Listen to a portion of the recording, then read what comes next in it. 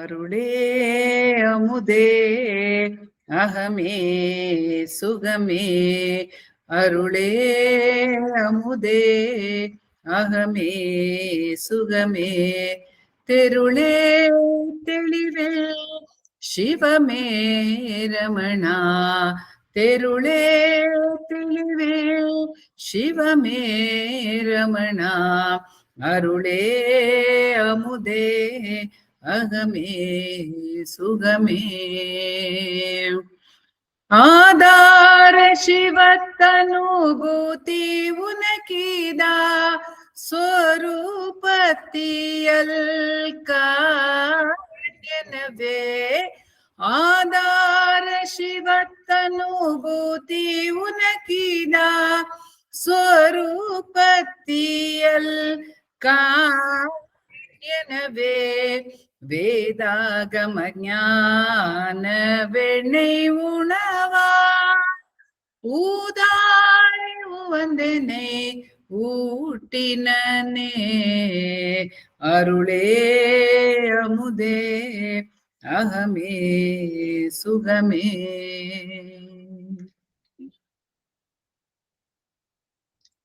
Prostrations to Ramana, who shines as the self in all beings. Prostrations to the various manifestations that are visible to us, who are all manifestations of that one power. In fact, there is nothing apart from that, but we see various manifestations, and so we say they're all manifestations of that one power. So prostrations to all the manifestations who are gathered here today, and those manifestations who are in every way around us in life, taking us towards that one power alone, because it is the grace of that Shakti to draw us all back to itself. It is the purpose of that power to draw us back to itself. Today, I am thankful to Vaniji and Vasudevji. I'm always thankful to them for the wonderful work, or rather I should say I'm thankful to the divine for the wonderful work that it gets done through various manifestations, and in this case through the meditation and study circle, because it's a very evidently the power of the divine that it happens week on week so beautifully, the sharing of the inner sadhana, the path, the journey. And today I'm mentioning it right at the beginning because today's sharing is about Satsanga. Satsanga, it really means association with Sat. It means association with the truth, the only truth. It means abidance in the truth. That is Satsanga. But everything that is connected with it is also Satsanga. Everything that supports the abidance in the truth is also Satsanga. Of course, associating with those who are abiding in the truth is Satsanga. Abiding in the self is the primary Satsanga. That is the only beacon. That is the only light. The beacon, the word beacon actually reminds us of Arunachala right away, because it is called the Hill of the Holy Beacon.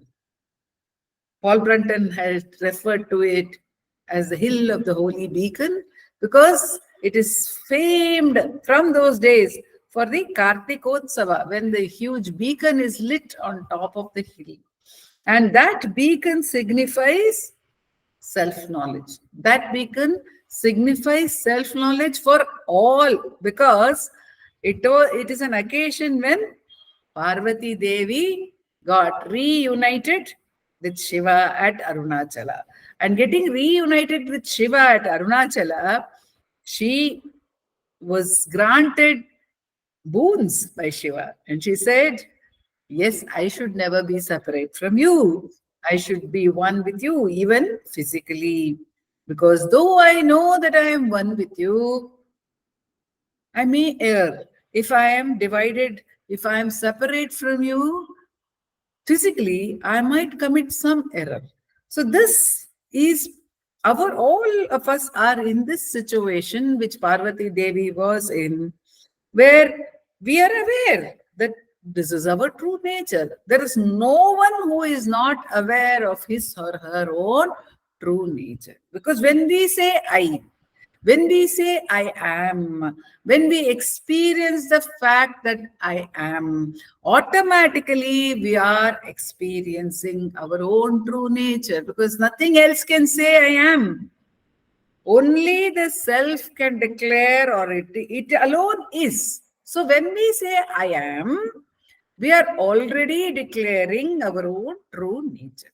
However, what happens is we also say, I am so and so.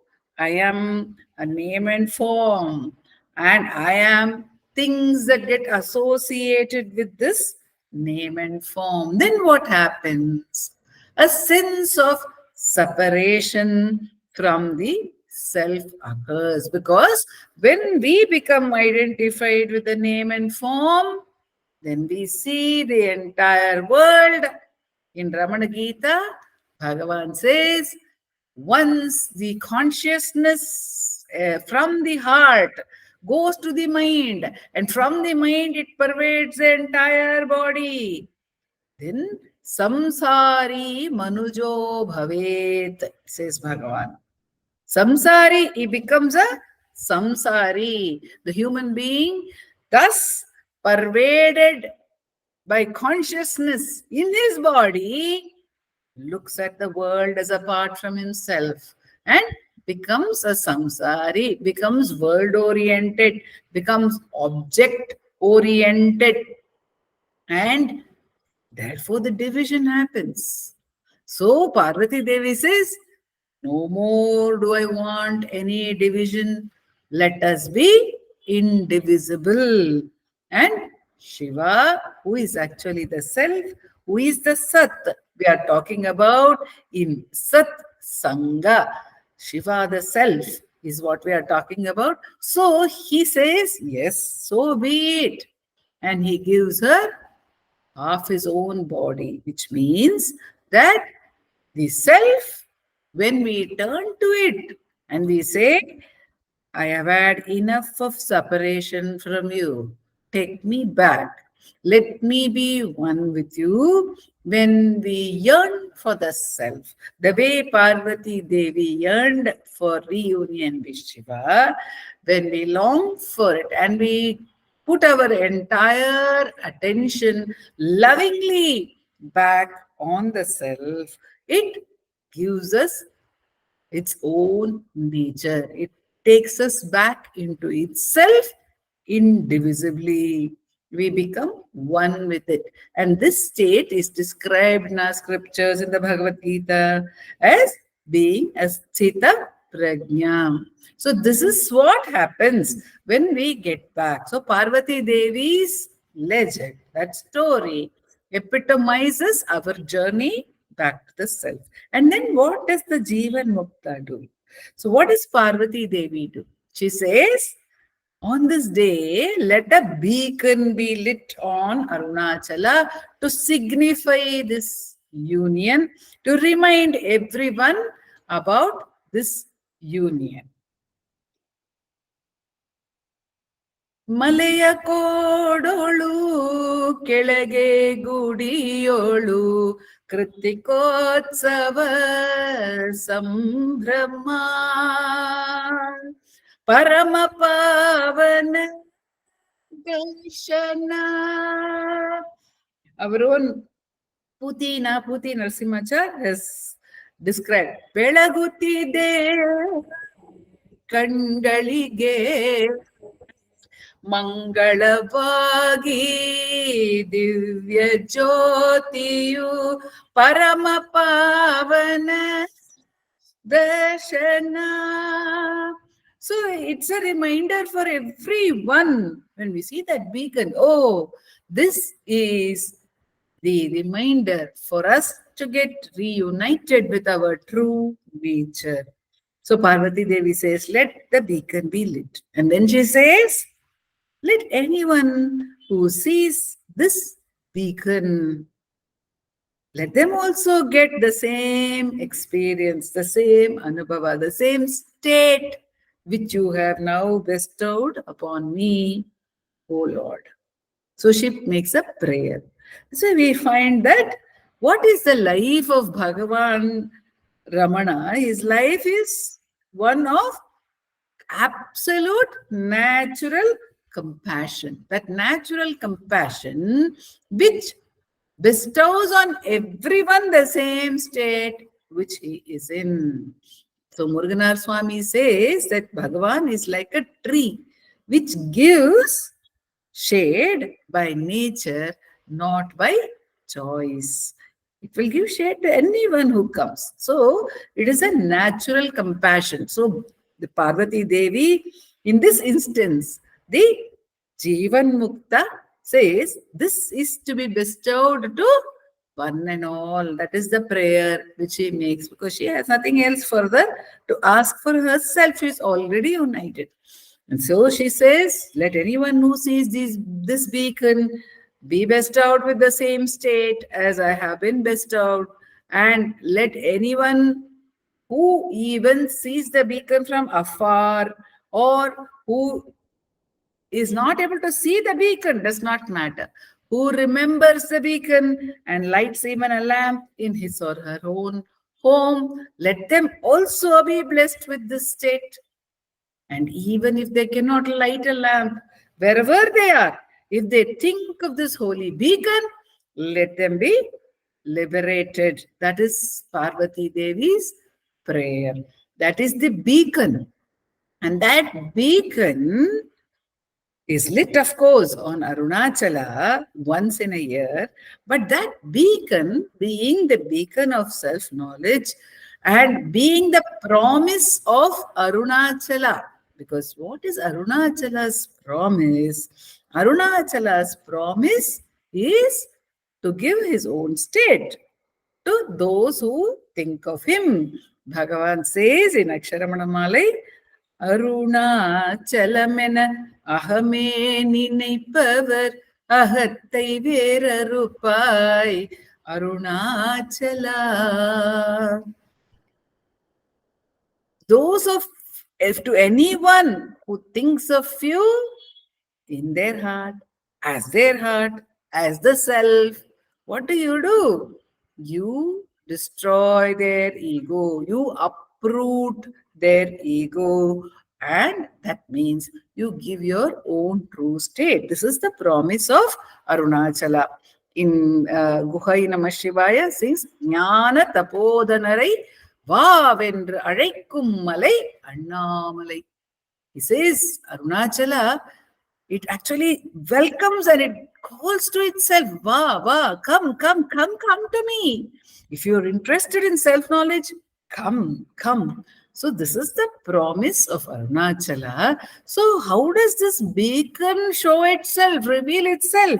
It reveals itself as self-knowledge in so many people, in countless devotees. I am certain that this light of self-knowledge of Arunachala is shining. But those countless devotees, every one of them may not be known to us. But we have been blessed in our lives, first of all, to be aware of that great manifestation of the light of Arunachala as Bhagavan Sri Ramana Maharshi. And further, I have been personally blessed to interact with many lights that have been lit by the great beacon of Arunachala Ramana. And I will today, by the grace of Bhagavan, touch upon my association with few of these devotees. And I will begin with Muruganar Swami, whose song I started with. In that song, he says, Adara Shivat Anubhuti Unak. Muruganar Swami says, Muruganar Swami's meeting with Bhagavan happened little more than 100 years ago exactly, in 1923. And in this Ramana Nubhuti, he says, Bhagavan said, this awareness of Shiva, Adara Shivatta Anubhuti, Unak, it's for you. Don't think it's just mine, it's for you. When Muruganatha Swami says Unak, he is actually addressing all of us. He is addressing everyone. So Bhagavan is saying, Inda Yendraழைத்து. He says in another song, Inda Yendraழைத்து.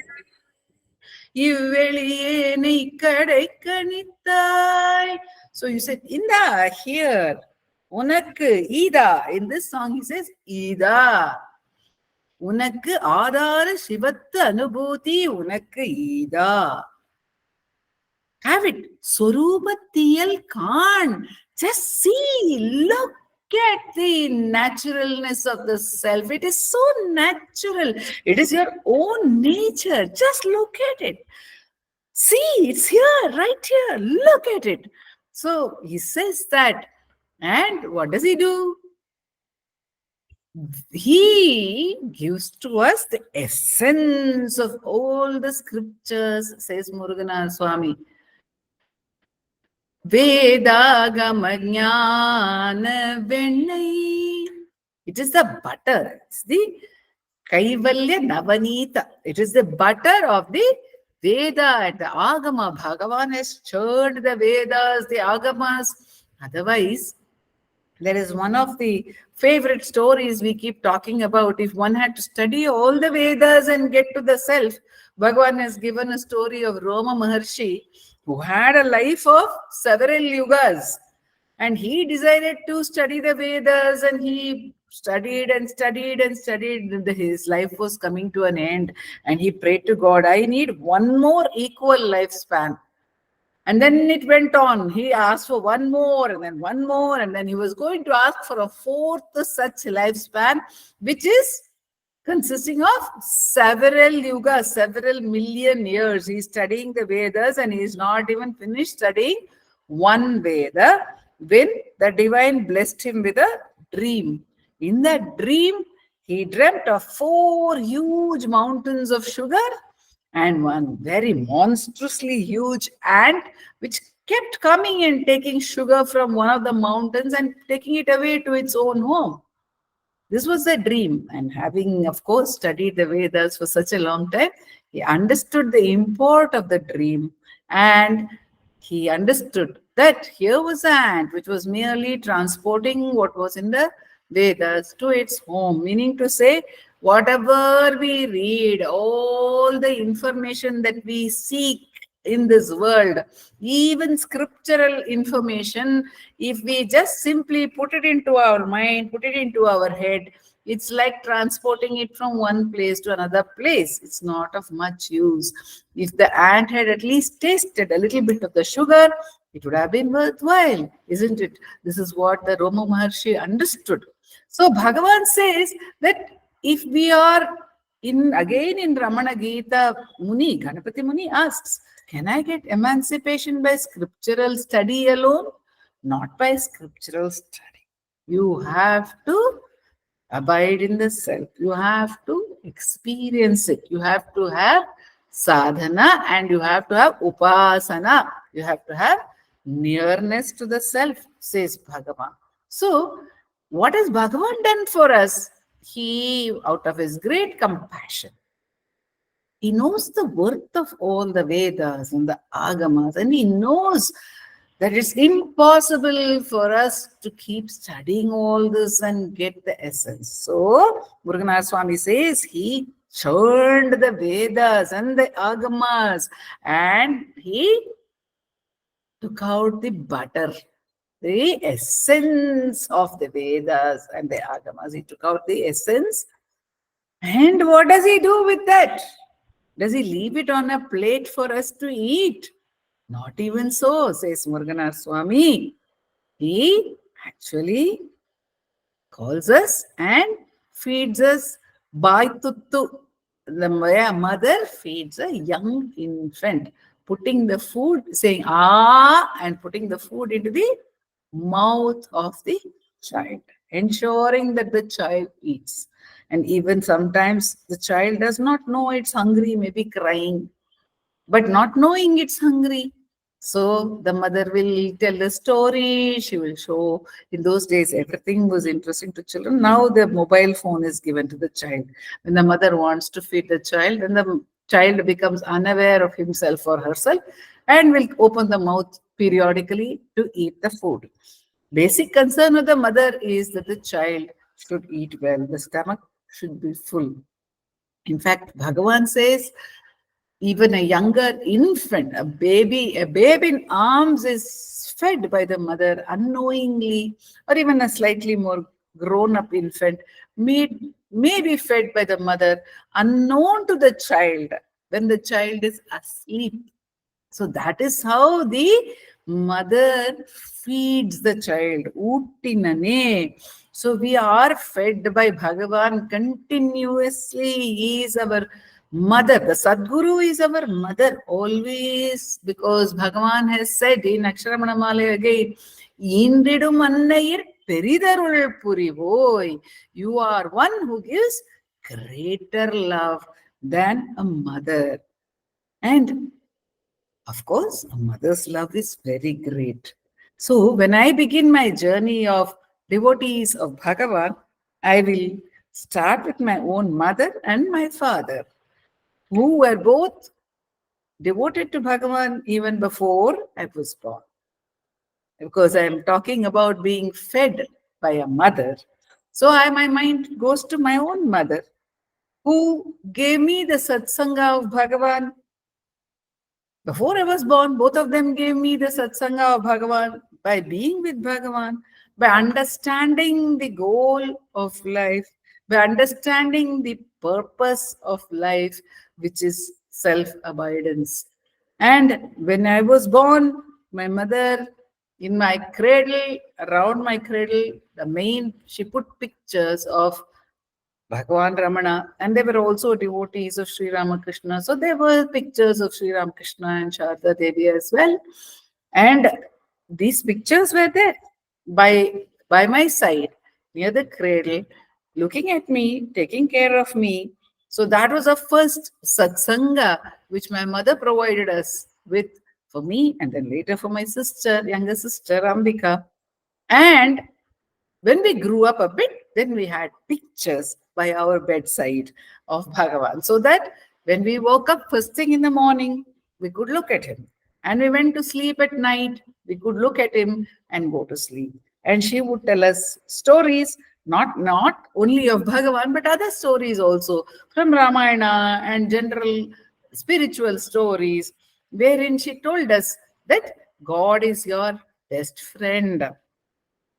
She told us stories of how there was a young boy who had to cross a forest and go to his school.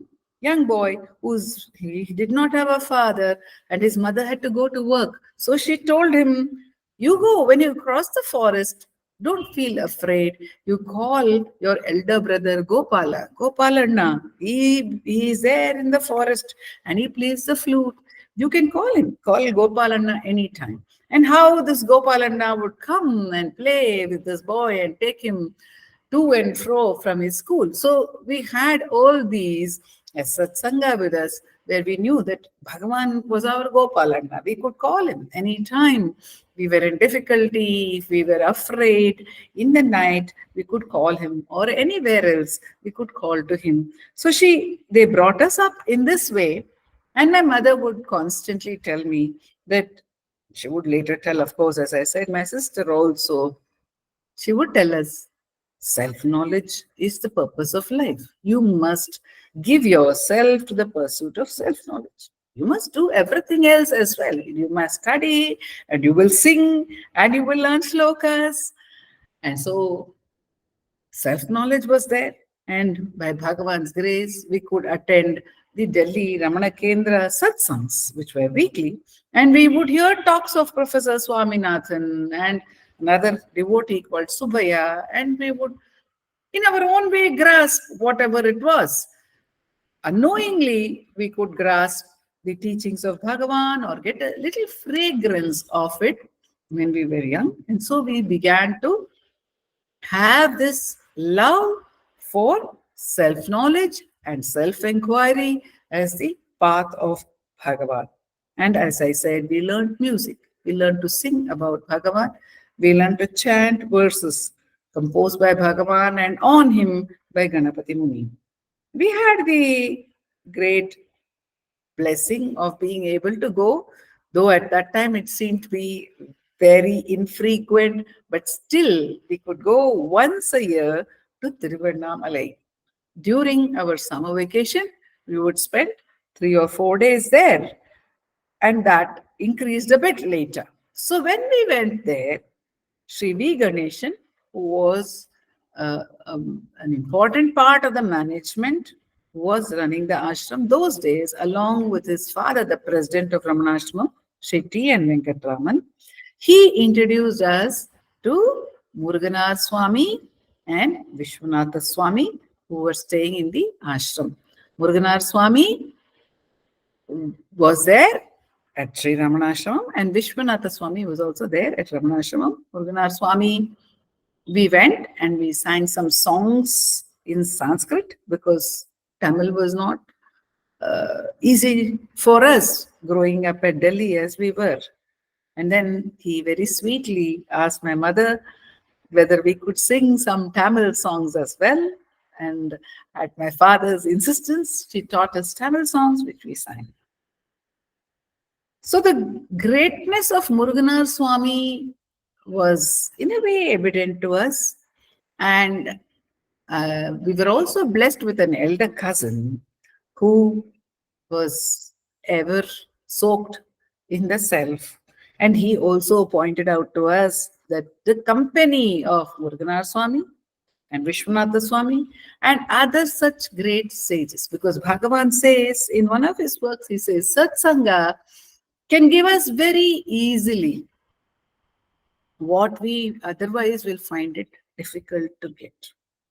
And this has been the experience of Kunja Swami. He came to Bhagavan absolutely right. And when he came to Bhagavan, he went into Sahaja Nirvikalpa. He was all the time abiding in the self. Then he thought, okay, why now stay in the ashram? Maybe I am a burden here. I have to be fed along with Bhagavan. So he went back to his hometown. And after some time, he found that it was not any longer so easy to abide in the self. So he recognized the power of the Satsanga. So this power of Satsanga was brought home to us.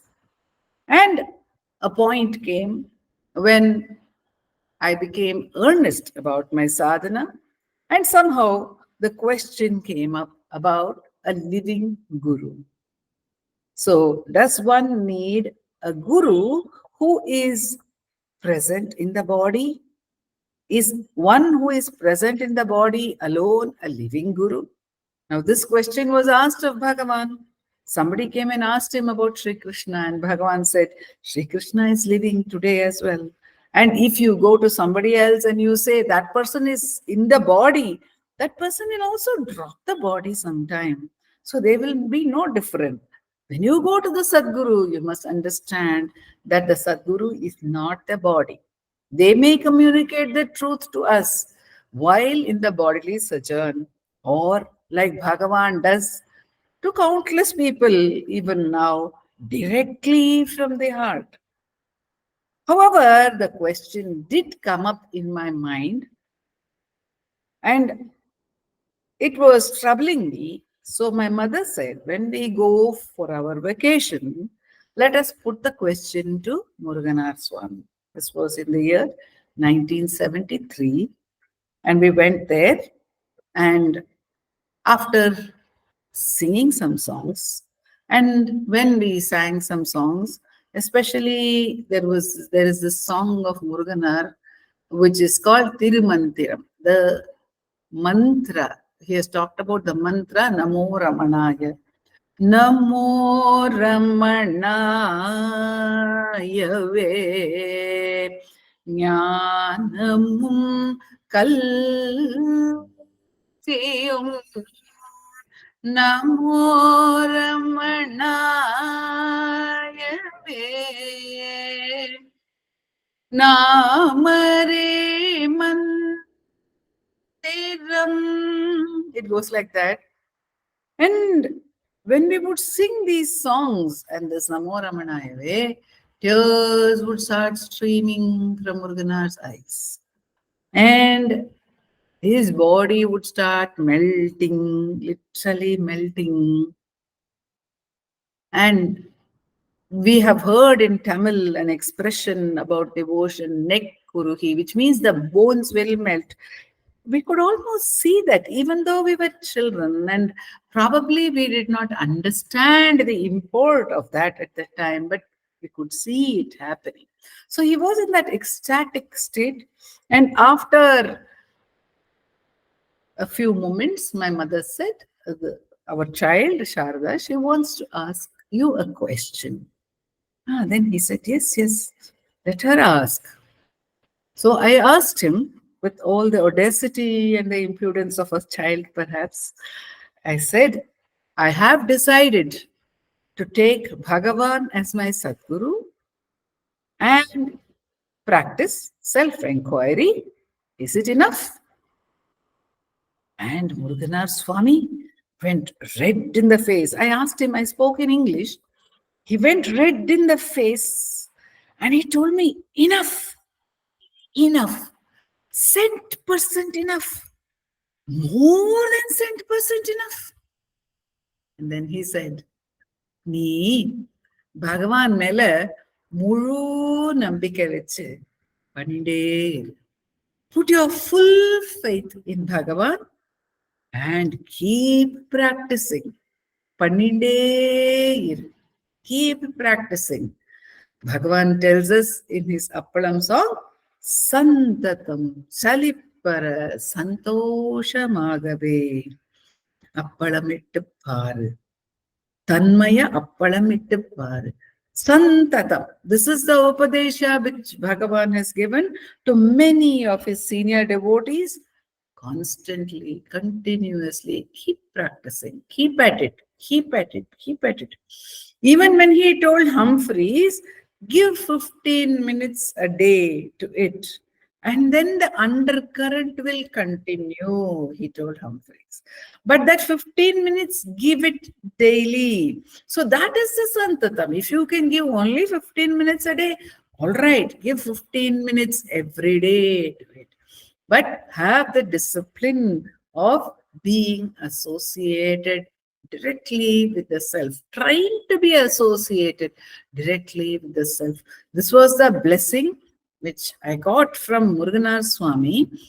Perhaps I did not understand it very well, but I knew one thing, that he had reiterated my faith in Bhagavan, and he had told me also it is very important for me to put full faith, Muru Nambika Veche, Muru Nambika. And in our spiritual journey, there is nothing that is equivalent to that faith. Faith in our Guru, that full faith, that fullness of faith in itself covers most of the journey. It covers, if we are talking about crossing the sea, why was it that Anjaneya alone could cross and come back? Because of his total surrender to Sri Rama. And so I got from Muruganar Swami, Ganeshan Anna said, oh, you got Upadesha from Muruganar Swami. This beautiful Upadesha. And the journey went on. But Muruganar Swami was so sweet. The great ones are so sweet. He never interrogated me about what do you mean when you say you will pursue self-inquiry? What do you mean? Do you know what it means? You are saying you have taken Bhagavan as your Guru. Is it possible for any one of us to choose the Guru? Is it not the Guru who comes to us by his immense, immeasurable grace? All that he did not tell. So I was a child. And then I grew up to be an adolescent, and the journey continued, and I practiced self-inquiry as I understood it. I never inquired, I never discussed it with anyone else, and then I continued to practice. And there came a point when there was some kind of stalemate, one may say, in the practice, and it did not seem to be fulfilling enough, because we make this mistake of judging our own practice. We wonder whether we are going the right way. Bhagavan also wants us not to do that. He says, leave the assessment of your practice to the Sadguru. But we do it. We do it because we are used to goal-oriented life. A goal-oriented life, we see, we put in efforts in some direction, and we also appear to enjoy the goals which we get in that direction. So our mind is constantly goal oriented. It is looking for results, and it does this in the sadhana as well, which is dangerous. It is good in a sense, because one must not be lazy or complacent. At the same time, to have expectations is not the right thing, because Bhagavan says in Upadesha Saram of all actions, Ishwararpitam na ichchaya kritam. Don't have any desire, and that is what the Gita Acharya also says, don't have any desire for any result. So this leads to a sort of a discomfort in one sadhana, and one wonders, am I right? Am I wrong? Is this path okay? We begin to judge everything. So that was the position I was in. So I was somehow very, very keen. I thought self-inquiry is not right for me, and I must do mantra sadhana. But my mother was very keen that I should stick to having Bhagavan as my Satguru, that I should not go elsewhere in search of mantra sadhana. So by then, Muruganar Swami had attained Mahasamadhi. In fact, he did attain Mahasamadhi after my that beautiful blessing, which I got from him very soon after that, that September. And Vishwanatha Swami was there, and he was always very kind to us. He had come with us on the Giri Pradakshina and told us many stories about Bhagavan. And he was different from Muruganar, joking, like a friend, uh, always, taking our side. I remember the instance when we went up the hill to Skandashram, and it was the day of Matta Pongal, the day after Pongal, where they decorate the cows of the Goshala. There's a beautiful festival and a ceremony which happens. And Ganesh, very few of us were there in those days at Sri Ramana Ashram. Very few devotees, very few outsiders would be there. There were only 4 or 5 guest rooms even at that time. And so we were there, and the Ganesha Anna, being so affectionate to all of us, he wanted to wait for us for the function. But being children, we delayed on the hill, and we came down, and then it was late, so the function was over. And my parents were with Vishwanatha Swami at that time when we came back. And I immediately, my mother, she scolded both of us and said, you delayed, and there was this beautiful function, and Ganesha Anna was waiting for you. And Vishwanatha Swami said, no, no, no, don't scold the children. Any amount of time spent on the hill is good. Any amount of time spent on the hill is good, he said. So he was like that. And when I had this bee in my bonnet about wanting mantra sadhana, my mother said, let us approach Vishwanatha Swami this time. And then Vishwanatha Swami was the one whom we went to. And my mother herself told him, Sarada wants to do mantra japa. And he said, is that so? Okay, I will give you. You want mantra? I will give you mantropadesha. So he gave me mantropadesha, but he didn't just stop with giving me the mantra. He told me a few things. Firstly, he told me, I will give you mantropadesha, but remember, Bhagavan is your guru. I am your friend on the path.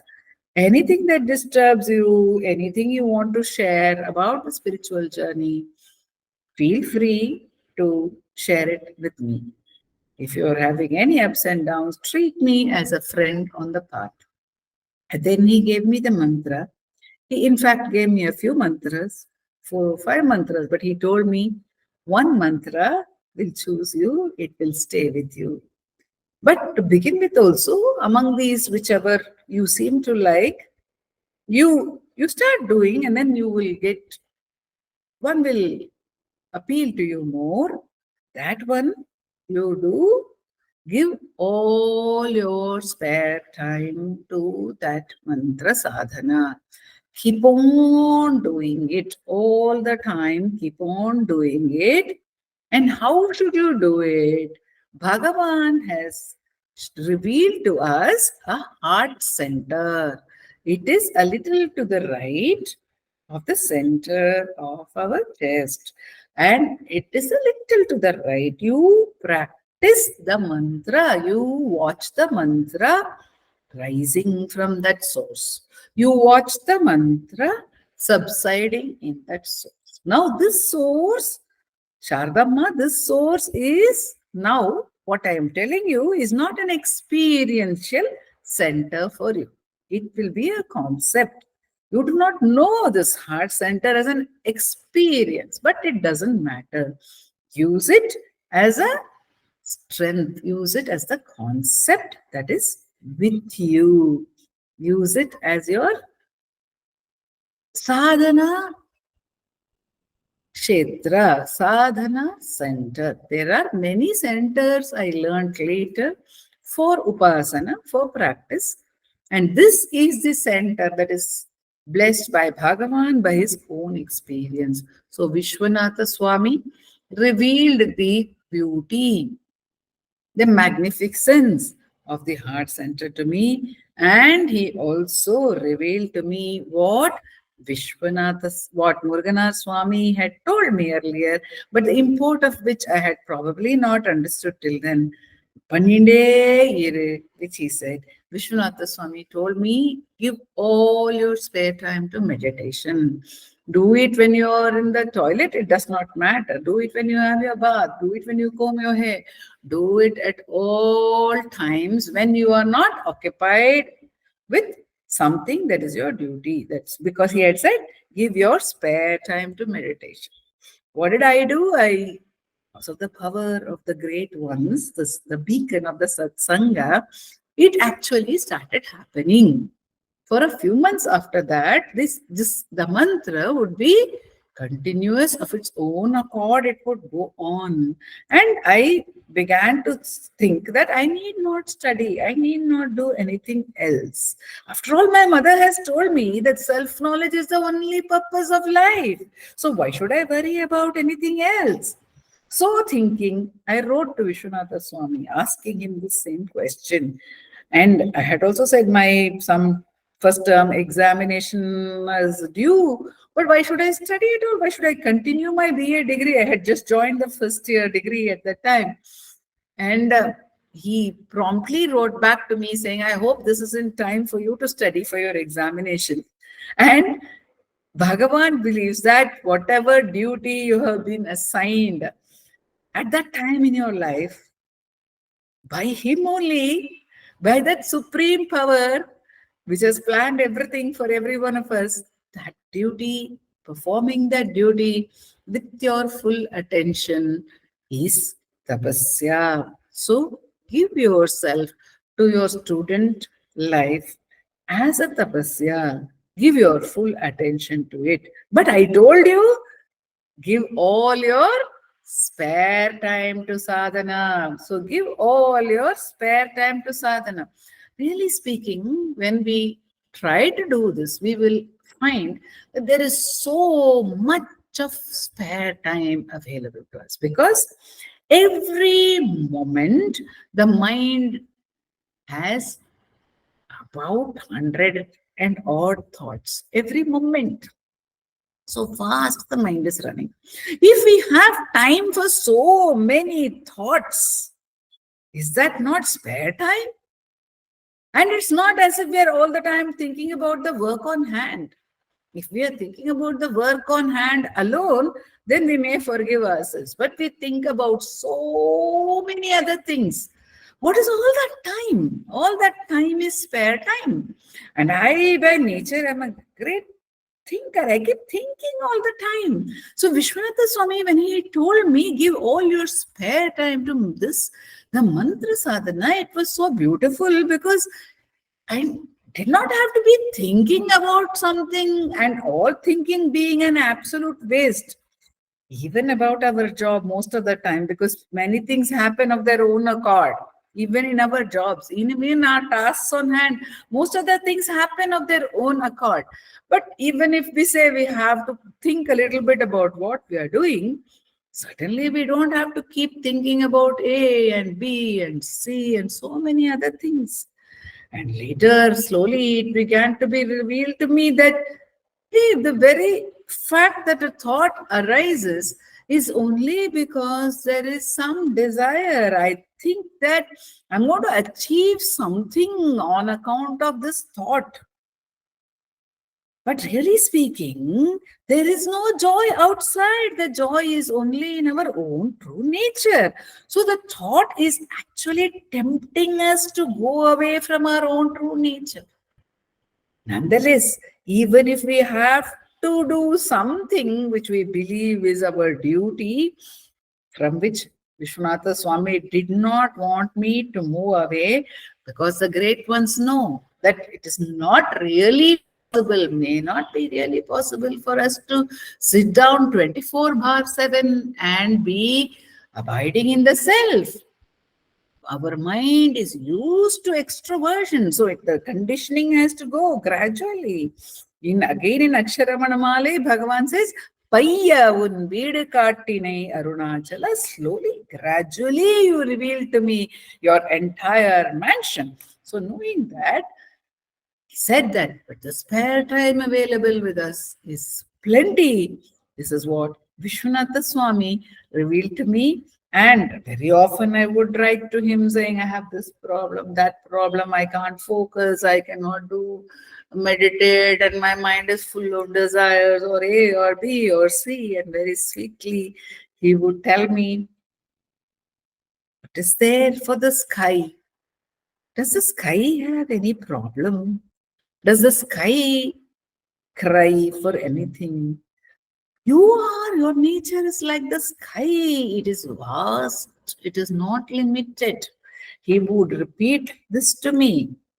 And he would also sometimes, when I felt sad to leave Tiruvannamalai, he would show the picture of Bhagavan. There was a standing picture of Bhagavan and say, why are you crying? See, Bhagavan has also started out with you. He's having his staff, he's having his kamandalu in his hand, and he's ready to walk out with you, along with you. That's the way Bhagavan comes with every one of us. And that picture became our sort of our mascot picture in Ramana Maharshi Centre for Learning for all our events. The standing picture of Bhagavan in the early years, in every seminar, we used to have that standing picture of Bhagavan, and he adorns the Ramana Maharshi Centre for Learning's office as well. So Vishwanatha Swami, again, the great ones, so much of love they showered. This reveals to us, this Satsanga reveals to us, when we read about Bhagavan, when we read about Bhagavan's love, Bhagavan's compassion to one and all, and the absolute naturalness of these people. They're perfectly natural, absolutely no airs, absolutely nothing to say even that they are in that exalted state of self-study, self-abidance. That is how naturally they would interact with all of us. And probably I will conclude with my association with Kunju Swami, though there are many more, and another occasion Bhagavan may give, but these have been the major influences among Bhagavan's devotees. And Kunju Swami was the one to whom I could turn after Vishwanatha Swami dropped his body. Because as I said, we are all blessed, because we have the satsanga. We are able to meet up with like-minded people. It is so beautiful because this journey, this inner journey, is a very solitary journey. We cannot really reveal to anybody else, to anyone else, what is happening within us. We may be able to say something, but very few may be able to understand. But in satsanga, when we hear the like-minded people talking about the path, and we ourselves, then we can understand that hey, this is where I am too. This is what I am experiencing as well. So it's, I guess I'm okay. I'm also on the same path. And it reinforces our belief in the self and the wonder of the self. When we see the joy, when we see how loving and how affectionate these people are, we recognize that, hey, this is what the self is. It's not something, it's not, it's not something painful, it's not something serious, it's not something difficult. On the other hand, it's something very natural and beautiful, and it's something which we really are longing for. So there is Kunju Swami, and Kunju Swami, the name Kunju means child. Bhagavan called him Kunju because he came as a very young boy to Bhagavan's presence, and his guru sent him there. And Bhagavan would say, I am taking care of you. So he was Kunju. And when he took sannyasa later, he went somewhere and he had to take sannyasa. And he came back and he had some big sannyasa name. And Bhagavan said, no, no, I cannot remember that big name. I will call you Kunju Swami. He continued to call him Kunju, and others called him Kunju Swami. And he was like, he was very childlike, laughing so easily, joking with us. I remember a Shivaratri night, my first attempt at staying awake the whole night. Uh, I used to say that the two things that are most inspiring for me in life are sleeping and eating. So, such a one, I had tried to stay awake a whole night, managed to stay awake the whole night, did one Girivalam with Ganesh and Anna and other devotees, also thinking about how hungry I might get along the way. And after that, coming there, daytime also one has to be awake. And how does one stay awake? Ganesha and I said, let's go to Kunju Swami's room. And Kunju Swami said, oh, you want to stay awake? And he started telling me stories. He was a great storyteller. And he would very sweetly say, I will share my stories with you. Come and stay here for 1 week.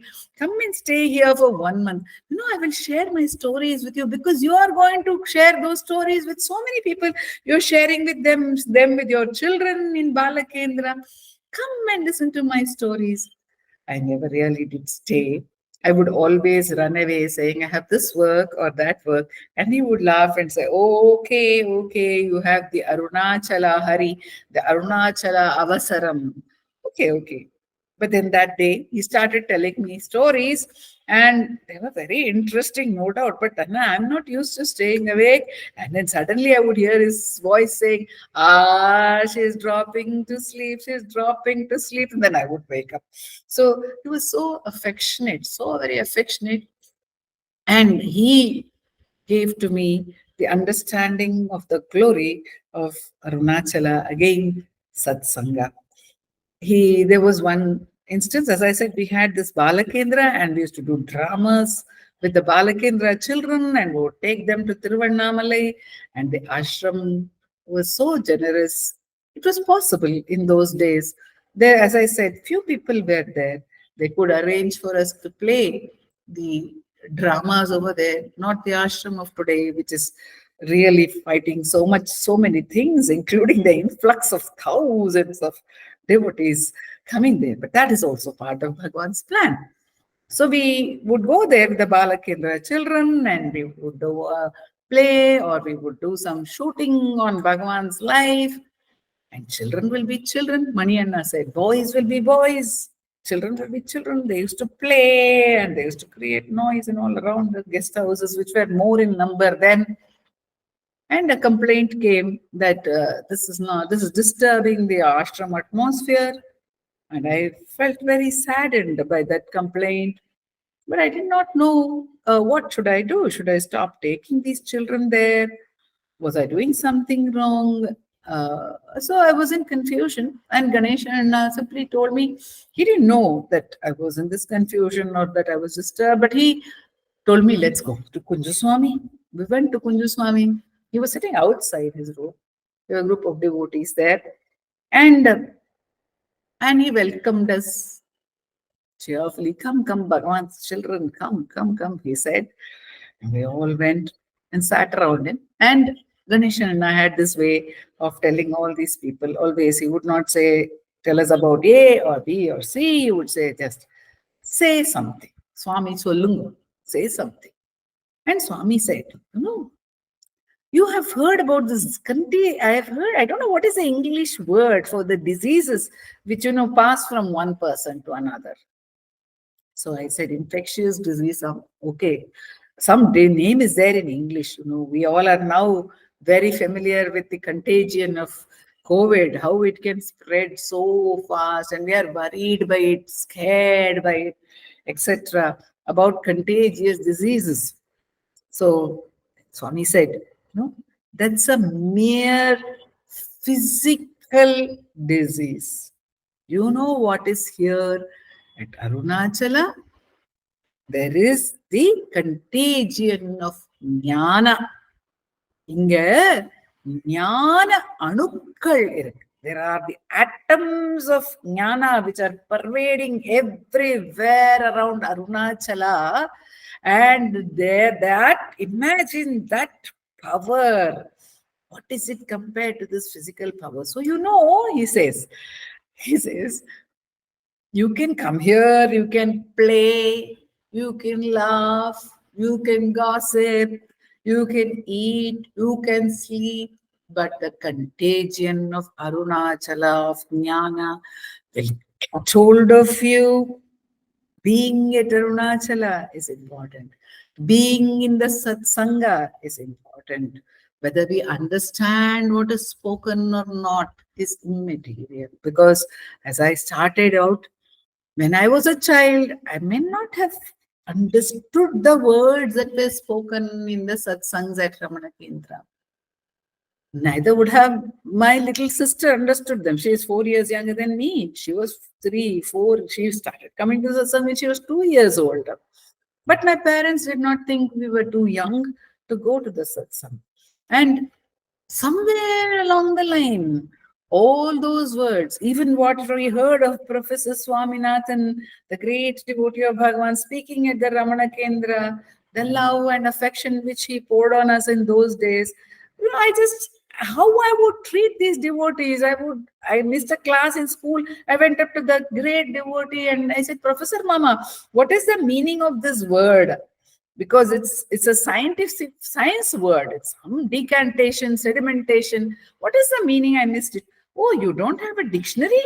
And he presents me with a big dictionary and says, you can go into this dictionary and find the words. So the great ones, I would not understand a word of what he was saying, or so I thought.